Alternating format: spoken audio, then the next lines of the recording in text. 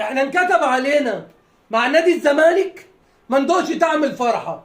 احنا بعد اما عملنا رومونتادا تاريخيه بطعم الملوخيه، بيراميدز راح لدعنا وكان ناوي يوجعنا، بس ربنا ستر علينا.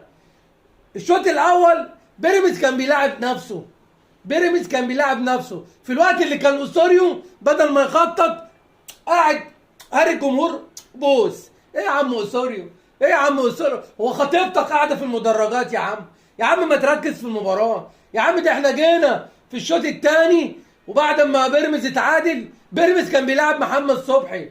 وفي حاجه غريبه قوي من عم اسوريو ده. يا عم اسوريو انا قلت عليك من اول مره اللي انت راجل مش مدرب، انت راجل مدرس، واحنا داخلين على المدارس كلها اسبوعين ومش ناقصه حرق الدم، مش ناقصه حرق الدم يا عم اسوريو. انت يا عم عملت تغييرات حلوه ما قلناش حاجه، ونزل غيرت نتيجه المباراه. طب فيها ايه؟ ما تبدا يا عم باللعيبه دي من الاول. العب بابراهيم نضاي والعب بشلبي والعب بالاباتشي، مع ان الاباتشي نزل تحس اللي هو تايه في الملعب، ما حسيناش بيه خالص، ما حسيناش بيه خالص. انت يا عم امتى الزمالك هيكسب؟ امتى الزمالك ده كانت احسن بروفا لفريق ارتا، ارتا اللي ادانا على عينينا في جيبوتي. كان النهارده حافز اللي احنا نكسب بيراميدز، فريق جامد وطول عمرنا كعبنا عليه ما تعرفش فيه ايه. واول لما نزل ابن اسامه نبيه تحس ايه اللي بدلاء الزمالك وكابتن مدحت عبد الهادي عايزين يتخانقوا مع الواد عمل ايه؟ ما تعرفش فيه ايه. الواد نكشهم بحاجه خلى الدنيا اتقلبت على الخط، في ظل اللي الزمالك كان هيخش فيه الجون الثالث.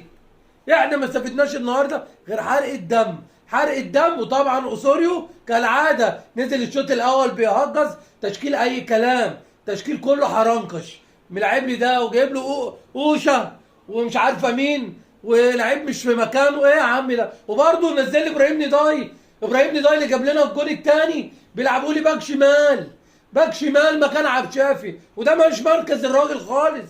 عشان تعرفوا يا جماعه الاسوريو بيهجص. ادي اول نقطتين راحوا والاهلي ركب. الاهلي طبعا كسب المصري 4-0، 4-0 يا عم، 4 معرفه كمان غير الاوجان اللي ضاعت. وادي اول مباراه لينا بدل ما نكسب ونستعد لفريق ارتا اللي ارتصنا وكسبنا 2. ادينا ضيعنا اول نقطتين في الدوري بعد ما ربنا كرمنا وعملنا رومونتادا وتقدمنا 2-1. كنا هنتغفل بس ليه دايما ربنا بيسترها؟ عشان خاطر جمهور الزمالك، عشان خاطر جمهور الزمالك، عشان احنا معناش لعيبه رجاله في قلب الملعب مش عارفه تحافظ على النتيجه. يا جماعه امتى الزمالك هيفرع جمهوره؟ والله العظيم جمهور الزمالك تعب، انا اول واحد تعب يا جماعه.